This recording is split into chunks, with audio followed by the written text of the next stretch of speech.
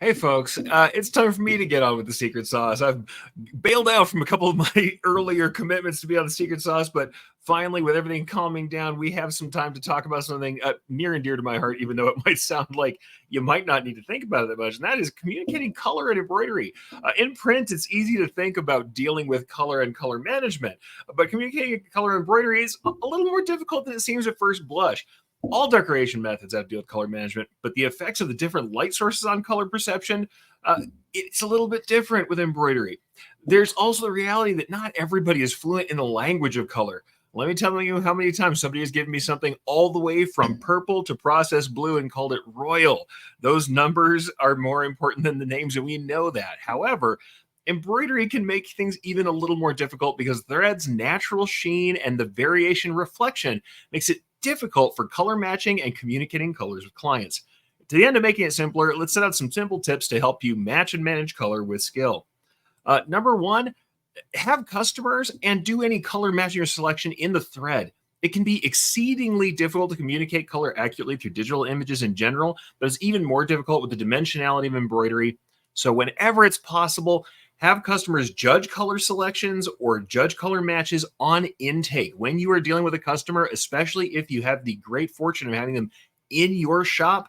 Have them look at things in the thread while you're there. Have them sign off on real thread samples of their designs whenever possible. And whenever you're showing a digital preview, always caption that preview with color accuracy may not be 100%. One never knows how a screen is adjusted in someone's viewing environment, and we don't know what they're going to think about what's going on their screen, on their laptop screen, on their desktop screen, or on their phones. So even with a photograph, even if you have something in that photograph that is supposed to help them gauge color, the best way to have them judge whenever possible is in the thread. And sometimes that even means sending samples to clients if the job is big enough and important enough. Secondly, get things lit appropriately. I don't mean get yourself lit, but hey, whatever you do at the trade shows after hours is between you and your customers. What I do mean is you need to use appropriate lighting when you're matching colors.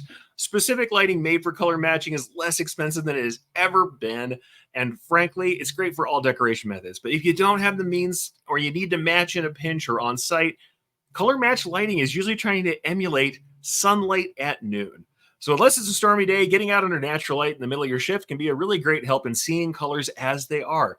Matching or judging colors under excessively warm or cool or colored light can massively distort their appearance. Third, use color cards. But what I am going to say after this, yes, those color cards are wonderful that come from our favorite thread manufacturers. You may think about sampling designs yourself, like I said, for especially picky clients, or wrapping. And one of the methods I really have enjoyed using over the years is wrapping on small wooden spools or small spools so you get a little bit more curvature so you can see the full essence of that satin stitch look where we have a raised set of stitches that are shiny at the high point and fall off to shadow because it makes an easier way to see how that thread's going to look, especially with satin stitches and text. Consider sampling and dealing with those picky customers, using more than one color selection, showing them more than one option, or like I said, wrapping the thread under small sampling spools or sending small samples out to customers. The small spools do give you that wider rounded look and it more emulates the satin stitch column, but frankly, sometimes a sample is the only way to get that final color match. If it's hundreds upon hundreds or thousands of garments, you really need to think, how much is that sample really costing you? And is it worthwhile to send that out, especially when you're dealing with something that is difficult, tonal, or when you're dealing with brand new color variations that weren't there in the original art?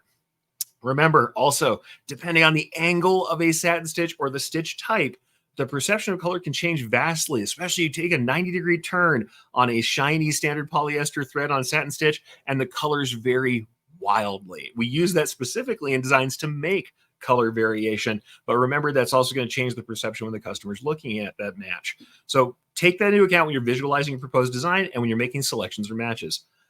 Next, don't forget the garment. The color on which the design is viewed can wildly change the viewer's perception. Always remember the garment color when you're making selections and creating previews. What looks good on white may not look right on pink, safety yellow, or electric blue. Whatever those samples are going to be on, whatever that garment's going to be, the best thing you can do is to try and visualize your colors on that base color. Also, and hey, I know this is hard to admit, folks, but get a second opinion. Don't be too proud for it. If you happen to have a color deficiency or are deficient in taste, it's never wrong to ask somebody else with a better artistic bent for help. Most of what we do will be color matching existing art. When you're forced to create your own colorways, we can become formulaic if you don't consult others. And those of us, particularly the male persuasion, who may have some color deficiencies, likely in the red-green spectrum, it does a good job to use adaptive tools. Viewing things through a red gel can help you judge colors apart if you have a range that's a little bit weak. And also just consult with someone who has better color vision than you if you're doing color selection and you feel like you're getting lost. There's nothing wrong with doing it. And by the way, you just definitely don't want to provide the customer with a weird color match because you've got something going on with your own perception. Also, I cannot say this enough, last but not least, never run without real approval. No matter what they say, no matter how they swear it'll be fine, no matter how much they trust you or your taste, make customers approve some version of a preview and sign off on color substitutions. When a customer will tell me, just pick something cool. I like your style. I trust you. I will often tell them a color I know will give them pause and see how quickly they develop an opinion on color. Turns out not everybody wants fluorescent orange on everything. Suddenly we all have an opinion on the right colors to use once I start bringing out the oranges, pinks, and safety greens.